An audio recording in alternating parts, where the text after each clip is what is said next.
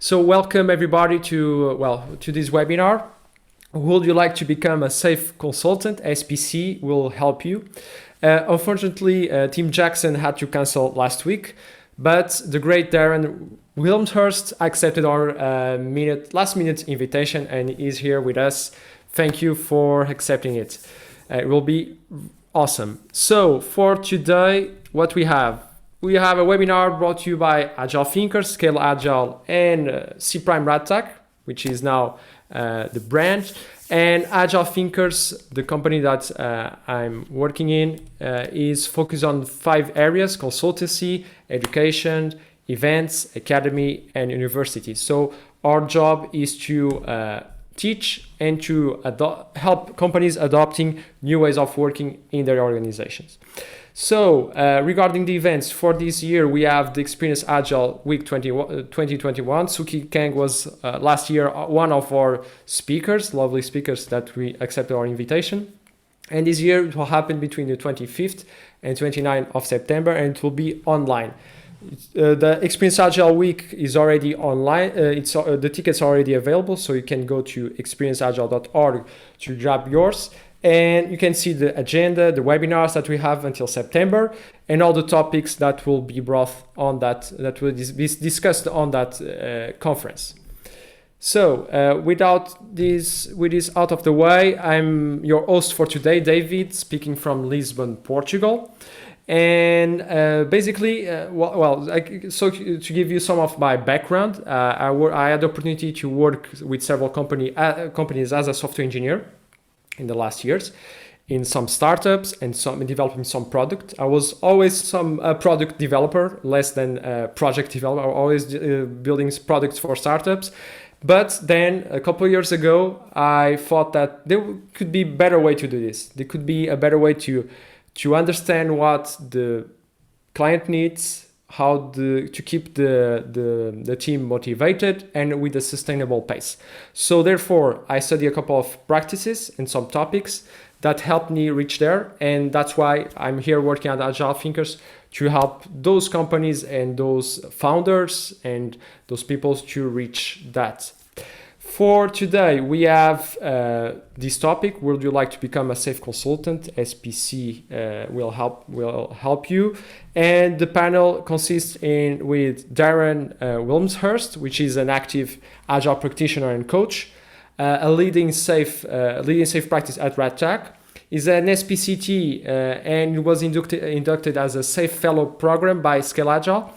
And Darren is constantly striving to run new experiments to try and make organizations more effective and share his thinking with the community and help others to learn. Inbar Oren, also one of our speakers from also last webinar, for those who were here with us, is also a Safe Fellow with more than 20 years of experience, working in small and large enterprises, from development and architecture to executive positions. Some of his previous clients were Cisco, Amdocs, Intel, and NCR, and is working as a principal contributor to SAFE, and a Scale Agile instructor and consultant. Inbar's current focus is on working with leaders at the program, value stream, and portfolio level to help them bring the most of their organization, build new process and culture, right? And finally, last but not the least, Suki Kang, also a safe SPC, lean agile coach, transformation consultant, and accredited trainer. He has been involved in several safe transformation, and he has taken part in the launch of multiple agile release trains. One involving more than 100 people. Suki trains, coaches, and mentors leaders, change agents, and teams by ensuring everyone remains focused on the customer. Suki supports key departments through the change, like finance and HR, and leverages his strong technical background to support all tech teams. So we are ready to go. We are ready to start our webinar. Feel free to use the Q&A button on the lower part of your screen if you have any questions, and I will try to bring those questions to the audience, to the panel as we speak. So ready to start? the first question that I have here is for Suki. So, Suki, what's the role of an SPC and what are its main responsibilities? So an SPC is primarily a change agent, a driver of change. I see the SPC or see an SPC as being a bit like a Swiss Army knife, having lots of different tools to apply to the task at hand. Your part coach, and that might mean coaching all the way up from the teams through to art level, and then business leadership, executive coaching as well. At other times, you're a trainer, you're delivering some of the training courses. At other times, you're preparing for art launch, you're supporting product management, the architects, the RTE, and the teams. You might be encouraging the teams as well to look at improvements based on self-assessments or retros or any of the data coming from the metrics.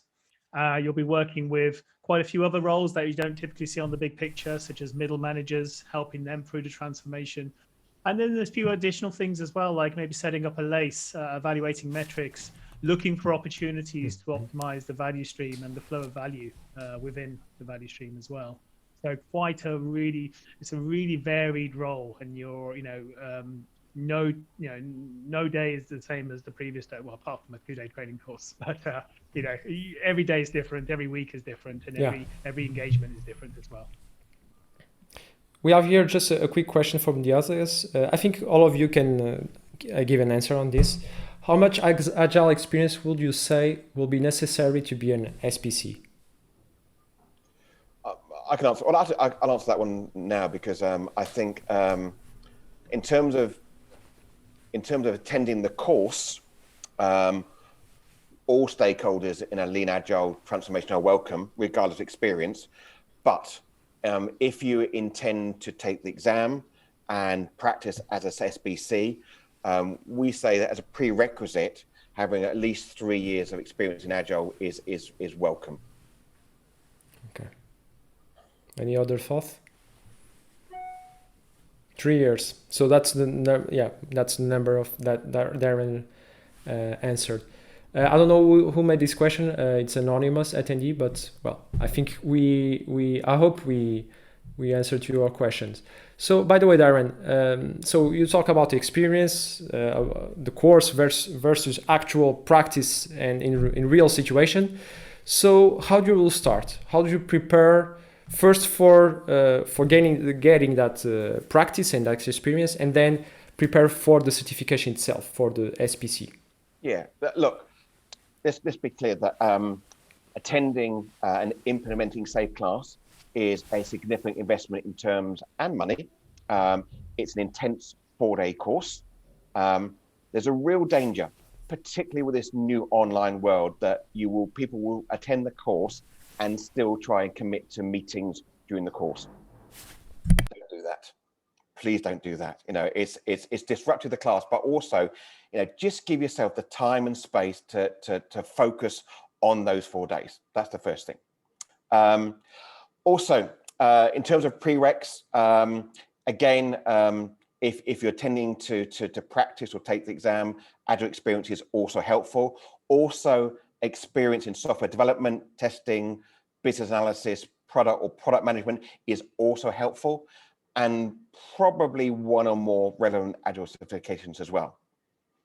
The question I always get is that, do I need to do leading SAFe before I do implementing SAFe? And my answer is no. However, you need to recognize that the implementing SAFe is a course of 2 halves. The first half is talking about leading SAFe, to teach you about the fundamentals of SAFe, but also we also teach you how to teach leading SAFe. So if you haven't done leading SAFe before, you have to almost operate in 2 modes.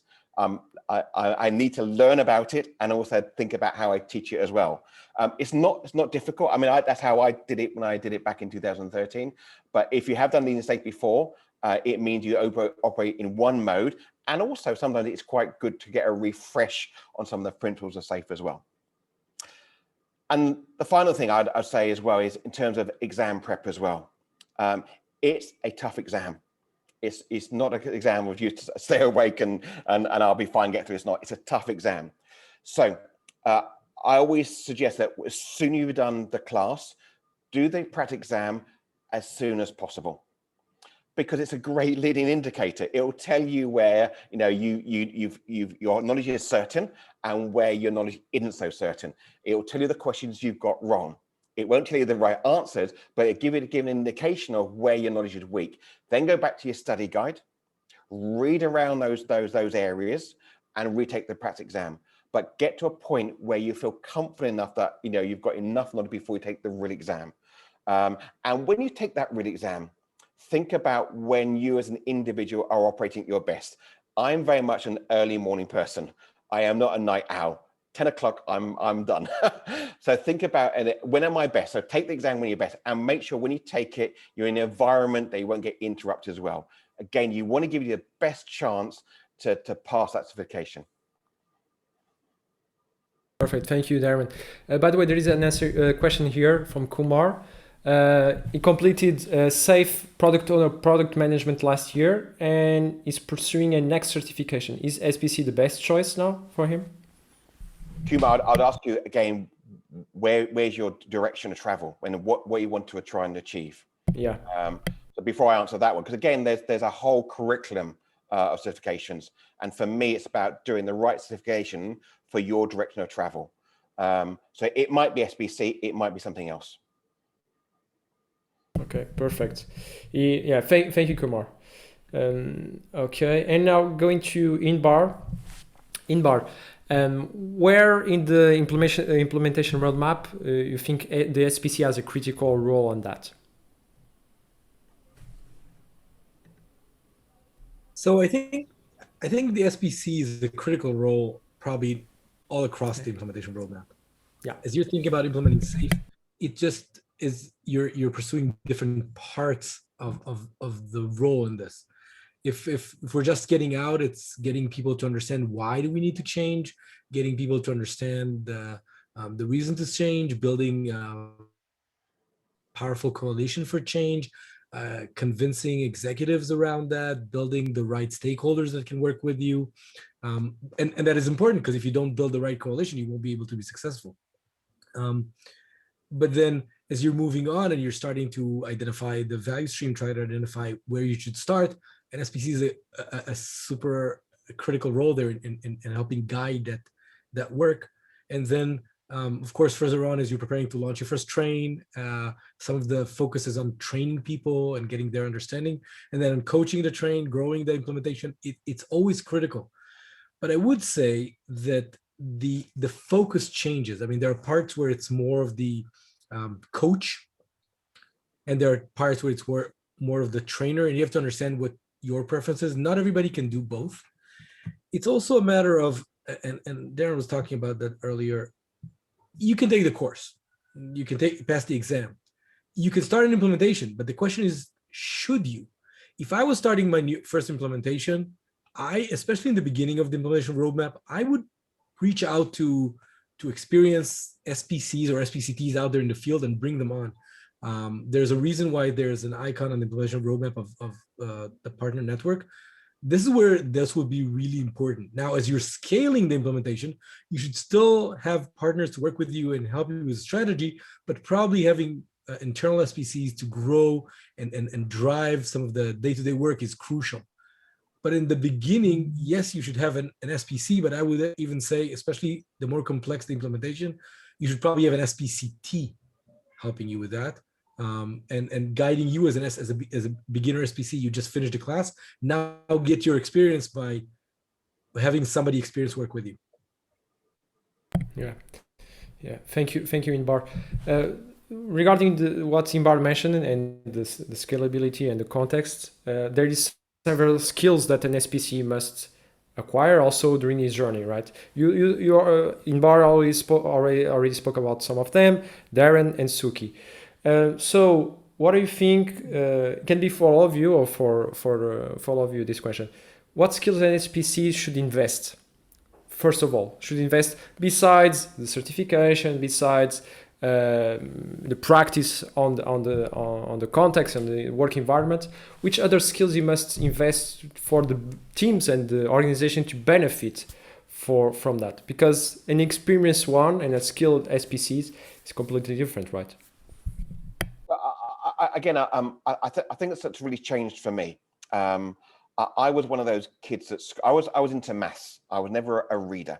I was one of those kids at primary school that was given a book at the beginning of the week, and at the end of the week, I returned the book, and Miss would say to me, "Have you read the book?" Now I go, "Yes, I had." I hadn't, but I just give the book back, and I get another book. For me, it's about really adopting much more of a growth mindset. I read more now than I've ever read in my life, and my thirst for knowledge and understanding is really important. So again, the practice is important, but there's so much knowledge that you can acquire through reading as well. And there's a great reading list in SAFe as well. So I would say practice, yes, and also create that growth mindset through reading as well.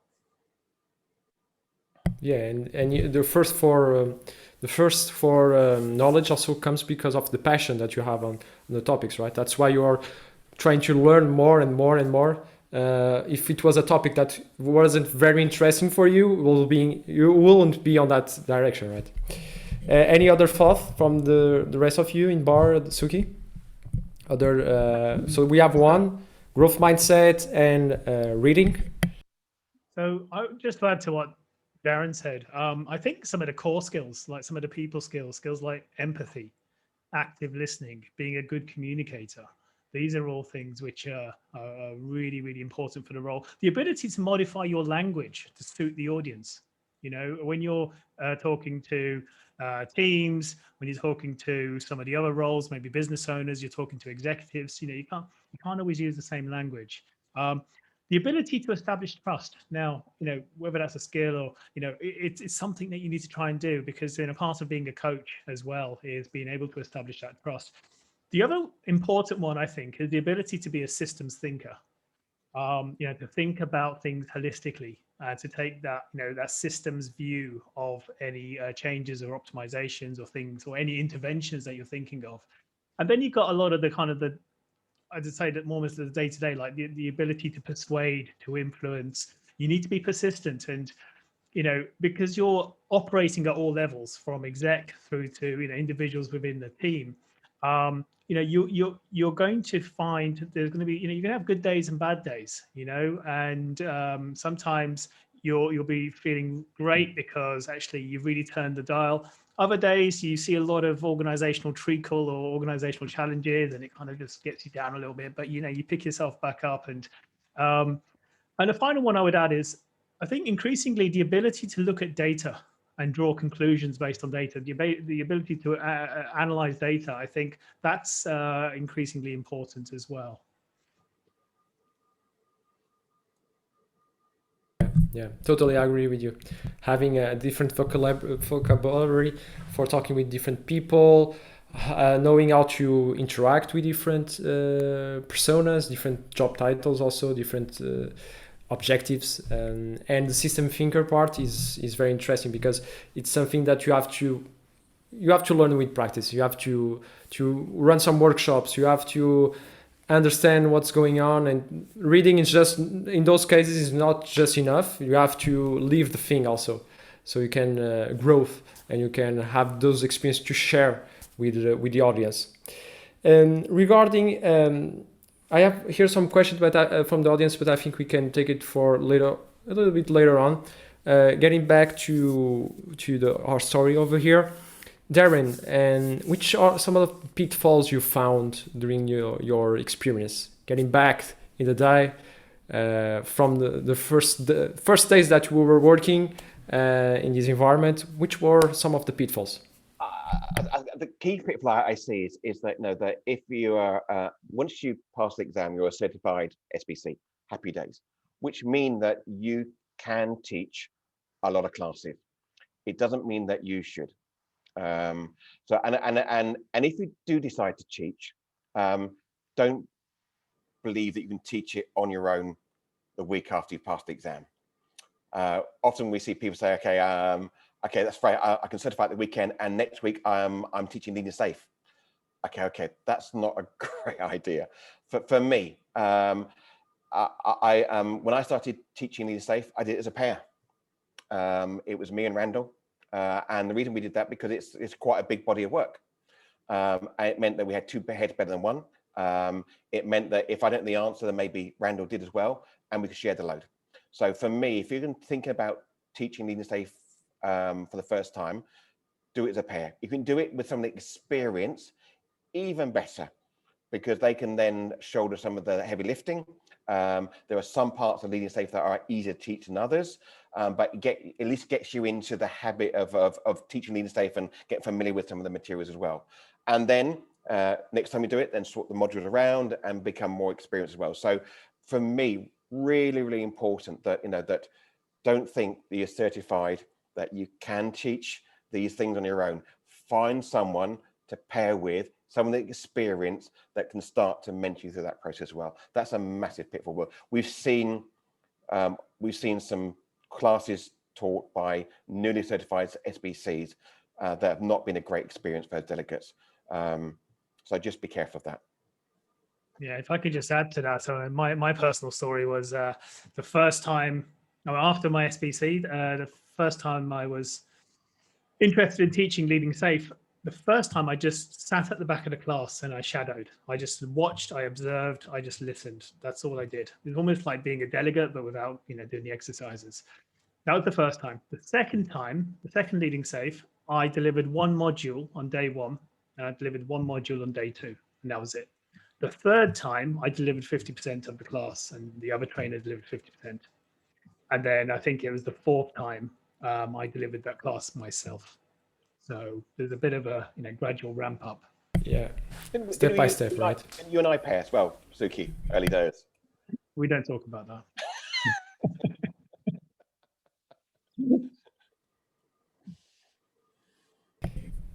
Inbar, do you want to add something regarding the pitfalls based on your experience? Yeah, I think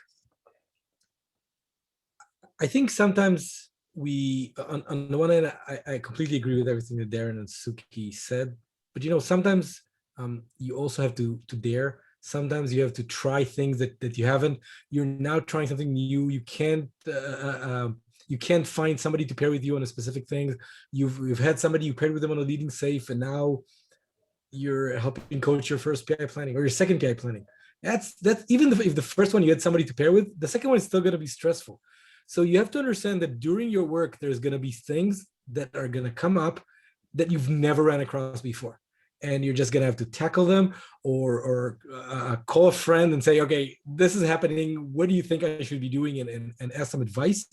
But then just try it, because I think one of the most important things to understand as an SPC is it's the experience that counts. Your first PI planning is not going to be your 100th PI planning. And it just takes time. You need to understand that it takes time. You need to do this. And every single new thing that you're going to do is going to be a new challenge. And if you get a chance to pair with someone, great. But I think part of the pitfalls that I see is people are even afraid to even try. So I ran this, and now we're coming into a problematic thing, and we need to run our first problem-solving workshop, and I don't have anybody who can pair with me, so we'll just skip the problem-solving workshop. No, we ran it in class. It's not going to be great. If you have somebody you can pair with, yes, do that. But if not, don't skip it. Do it, learn from it, and then do it better the second time. Debrief with someone if you can, but understand that things are going to come up you've never run before, and you just have to try to do them. So be brave. I think you're right, Inbar, as well. Pairing is always the great option, but sometimes that is not an option. You haven't got the option. So think about what you can do. So again, I remember the first class I ever did, I delivered it internally to Red Tag people. So a nice, safe audience. If you do it internally in your company, that's a nice, safe audience. And be vulnerable and say, look, I'm running it for the first time. And as I go through it, give me feedback. So again, you find audiences, do that well. The second one, I run it to friends and family. So again, if you haven't got a pairing opportunity, think about how you can mitigate that as well. Maybe run a little session over lunchtime, just in a little module, just to get yourself comfortable with your narrative as well. There's all sorts of things you can do if you can't find a pairing partner. But you're right, sometimes you've got to do it. You have to learn by doing. There is not another way. Yeah, there's another way. Good.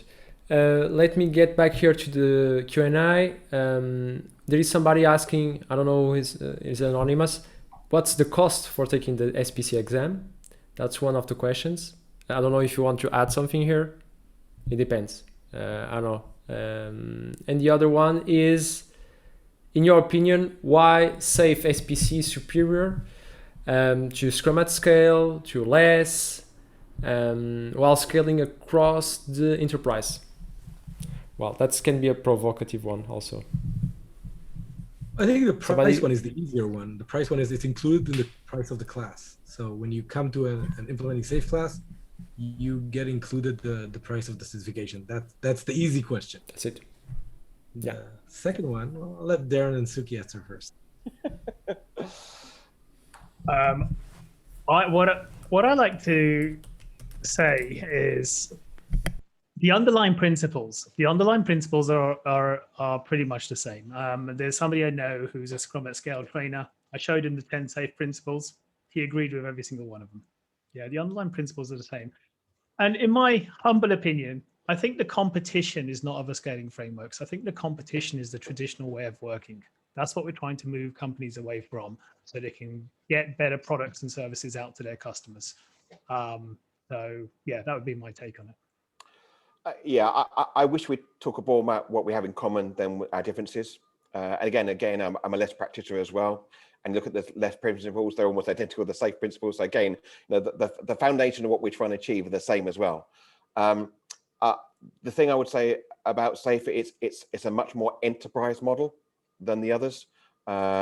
It extends into large solutions and also the portfolio, and also recognizes that achieving technical agility or engineering technology is not enough. If we want to be more effective organization, it requires a wider business agility as well. And certainly SAFe in terms of version 5 has recognized that if we want to be more effective organization, then we need to think about a wider enterprise piece as well. And I think SAFe covers that probably more than the other frameworks, but let's talk about more what we have in common than our differences. Yeah, I totally agree. I hope we answer your question, Brian. Regarding talking about versions, there is a latest version last February. What SPC should have in mind regarding the latest version, the 5.1? Finbar, Darren, yeah. So I think again, if you're familiar with previous version, I think SAFe 5.0 as Darren was saying, made a huge leap towards business agility and outside of just technical agility. 5.1 added a lot of better focus, both around the portfolio level, around DevSecOps, things around operational and development value streams. But I think if you showed somebody who was an SPC SAFe 5.0 picture and SAFe 5.1, it will look almost the same. So I don't think we should be necessarily focusing on that. And I think there's time before we get to SAFe 6.0. These are gradual addition. One of the things I like about SAFe is people are out there in the field, learning about how to do it, learning from the patterns, what's working and what's working. And that's why it keeps evolving based on new learning from the field. But it's an evolution. It's not a SAFe used to be one thing and now it's completely different. It's the principles are there, the values are there. It's an evolution of added guidance. And by the way, even between versions, Dean released a new articles around KPIs last week. Where the framework is evolving all the time. I think as an SPC, that's part of what you need to understand, and it relates to what Darren was saying. You will have to keep learning. New articles come out, people will ask you about them. 5.1 comes out, 5.2 comes out. The versions keep coming out, and you have to stay current and stay up to date and understand some of those things for yourself. So I think the biggest thing for an SPC to understand, or somebody who wants to be an SPC to understand about 5.1 is it's changing and it will keep changing. Yeah, you have to keep it up in date, and it's not a revolution, it's an evolution. So you have to keep going with that. Any other thought from the other folks we hear about any? By the way, if you have also some tips, now you can share some tips for actual and future SPCs. It's also a good time to share with the audience. In terms of tips, well, just a brief comment on five. Yeah, I just think it's so much more holistic now.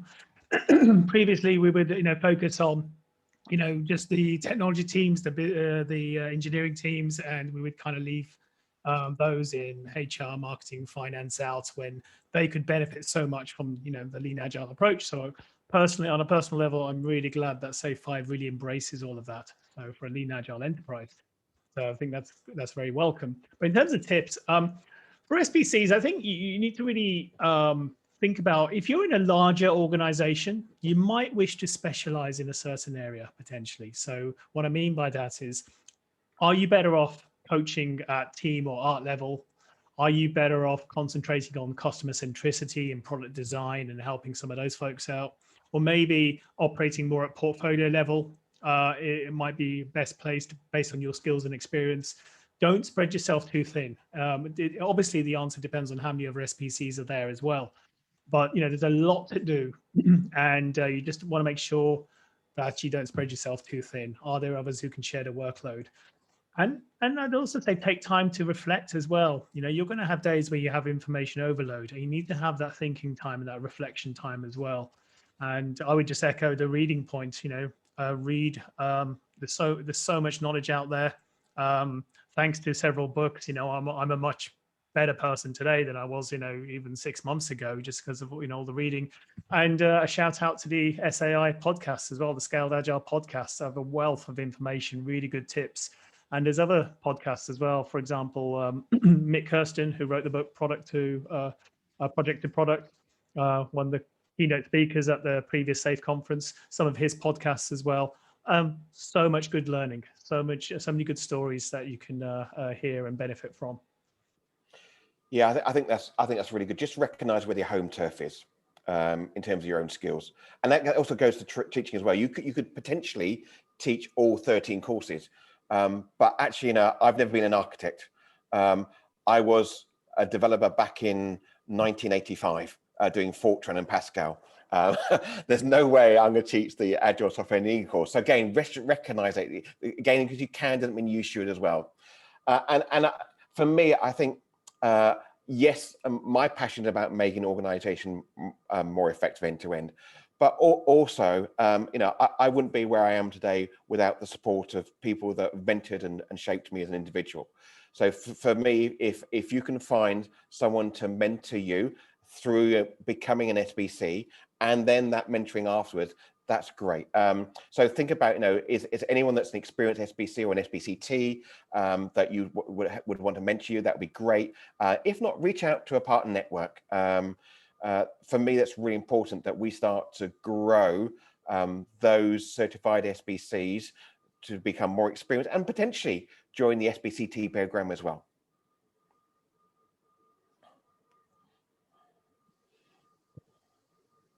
Any thoughts, Imbar? I think Darren captured it very well. These are such essential things to understand as you're stepping into this, that very few people can do everything, and it's both about the training but also about the coaching. Suki said earlier that an SPC is a Swiss Army knife, but even Swiss Army knife, there are various types of Swiss Army knives, and some have some tools and some have others. Some people will gravitate more toward coaching. Some will gravitate more toward training. Some gravitate more toward working with teams and trains, and some more towards working with executives and portfolios. If you don't understand portfolios, if you have never been involved with large companies around that, going out there and giving advice to others on how to run their portfolio is probably not the best usage of your time. But if you've been a software engineer for the last 20 years, you're probably more in line to run the Agile software engineering class than Darren is. That's great. You probably have what it takes to do that, and go ahead and do that. Yeah, you have to find your path. And yeah, Darren was also talking about that. Okay, guys. I don't know if the audience has any other questions for the panel, since we are almost reaching the end of this webinar. While the audience is thinking about some possible questions, I don't know if there is some other topic you want to bring around, or some important notice, or something you want to share with the audience. Yeah, I think we've thrown around. I think we've thrown around the concept of the SBCT. Maybe one of the others who've been more recently through it want to talk a little bit about what it is. Maybe there are some people in the audience who don't even know what an SBCT is. We have a question from Mary saying, "What's the best thought on passing the exam?" What's the best? Thought. Thoughts, best thoughts on Thoughts. passing the exam. Yeah, thoughts. Yeah. So again, besides just studying and having help available, yeah. I think again, I reiterate what I said earlier on. You know, be present in implementing SAFe for the 4 days. Don't have distractions. Don't try and do meetings. Be present. That's really important. Secondly, you know, go and do that practice exam straight away. It's a great leading indicator in terms of where the knowledge is at. It will tell you where the questions got wrong. Use that study guide to then guide you in terms of what the additional reading you need to do as well. And again, even though you've got a 30-day window to take the exam, you'll be amazed how much knowledge you absorb in those 4 days and that practice exam, and how quick that dissipates over time. So again, I would always say, you know, try and take the real exam as quick as possible, within a week or so. Don't leave it to the 30 days, because, you know, that's the other thing as well. If you're in a cohort, maybe think about doing a sort of like a cohort in terms of learning together as well before you take the exam as well. So again, if you've got that ability to do that, that would be great as well. Good. Any other thoughts? We don't have more question for now, but talk about the SBC. There is another one here. Sorry to interrupt you, Darren. Probably it can be a segue for that. We hear a lot about business agility. Would you suggest starting a SAFe implementation in technology IT before tackling business agility?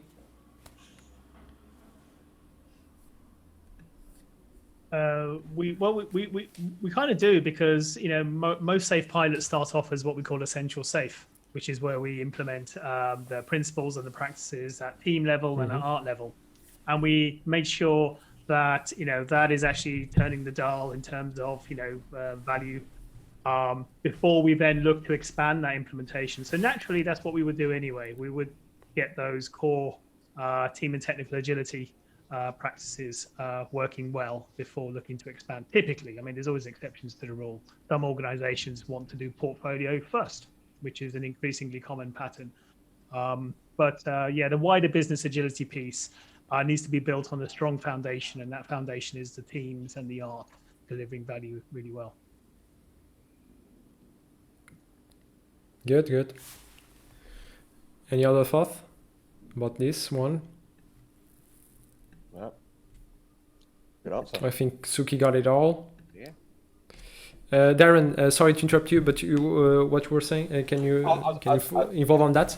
No, I was going to pick up on the Imbar saying about the SBCT journey as well. Yeah.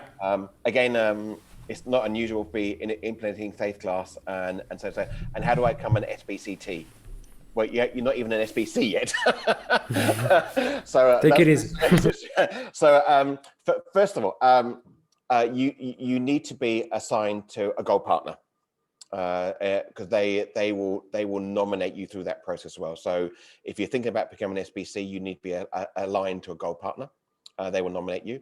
You have to demonstrate significant field experience in order to be nominated as well.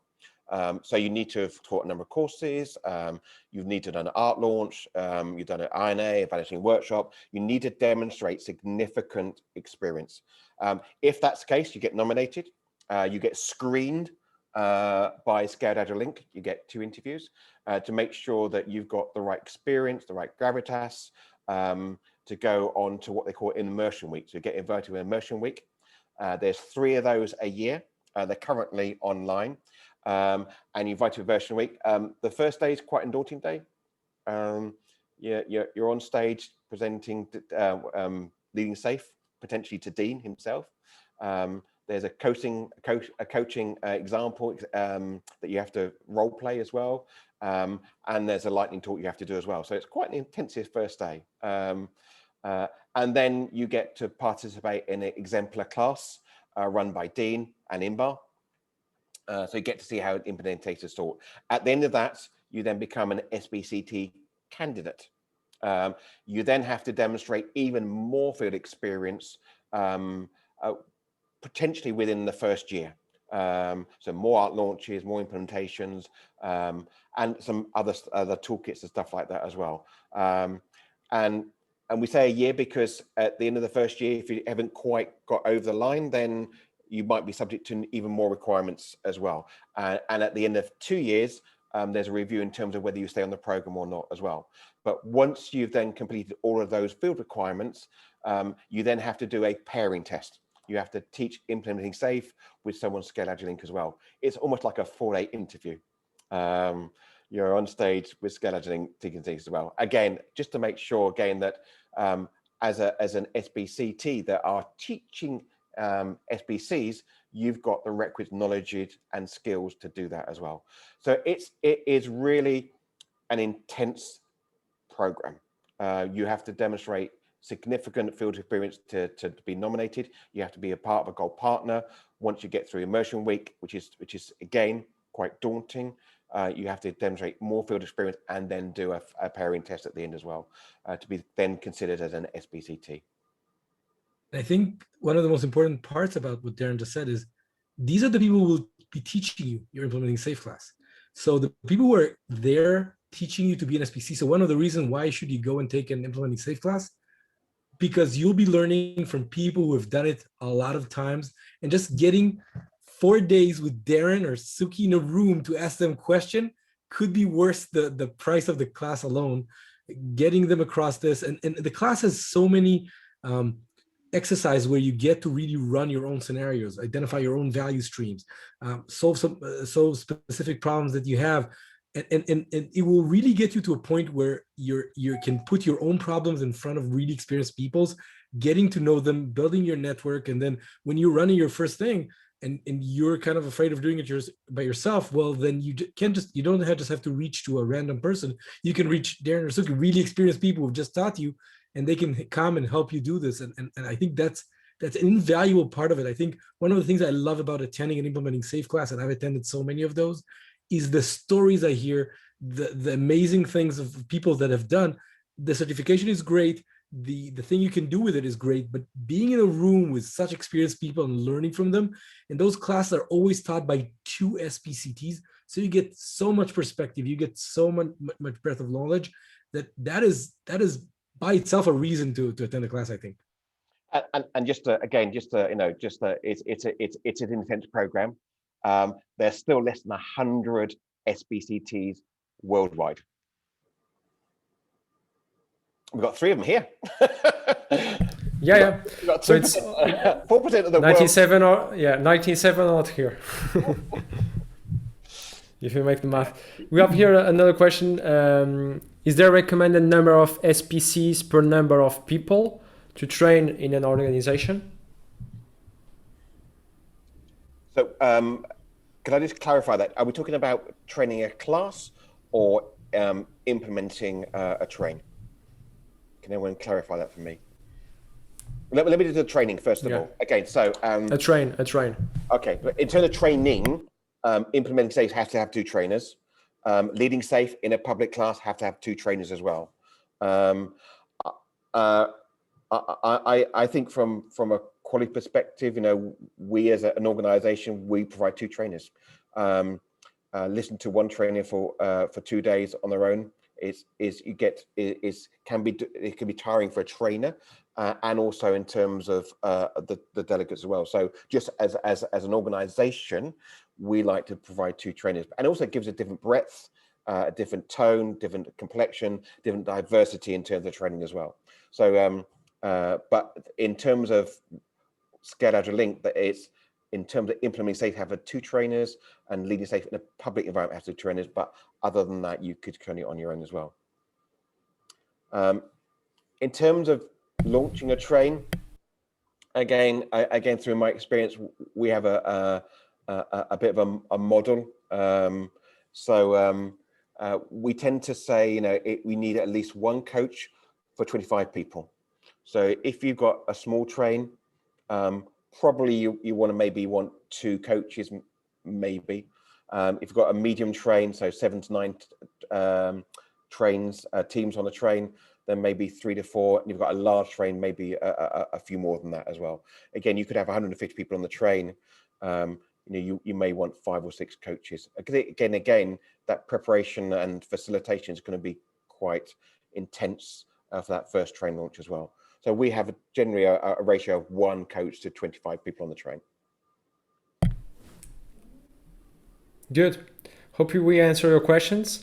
So we reach the end of our webinar. I hope you had an awesome experience. I will be just making a quick wrap up now for you. Just a second. Because, well, as you know, this one was our last webinar from this series. One of the best one we have so far. So regarding the next courses, sorry, because I think that my sharing was not working correctly. Regarding our wrap up. So thank you once again for having you here, for attending here. Thank you I want to thank you once again to Agile Thinkers, Scale Agile, C Prime Radjack, Inbar, Darren, Suki, Phil Knight, Daniel. Thank you for supporting all these 3 webinars. They were very great, and I hope the hundreds of people that attended the last 3 webinars took a lot of knowledge from you all. And to wrap up, we have some courses. Some of them are taught here by Suki. We have some courses leading safe with certified safe agilist on July, lean portfolio management manager in July 2, and in September we have implementing safe with certified safe program consultant. So feel free to grab your seat before it's run out. Just go to agilethinkers.academy and you can get it from there. Thank you once again for everything, and if you have any questions, just hit us up on info@agile21.com, or you can contact everybody from the audience here, from the panel here in LinkedIn. Everybody has a LinkedIn. You can join there, send a contact, and for sure they will help you answering their questions. Thank you. Have a lovely end of afternoon and evening, and see you soon. Thank you. Bye-bye.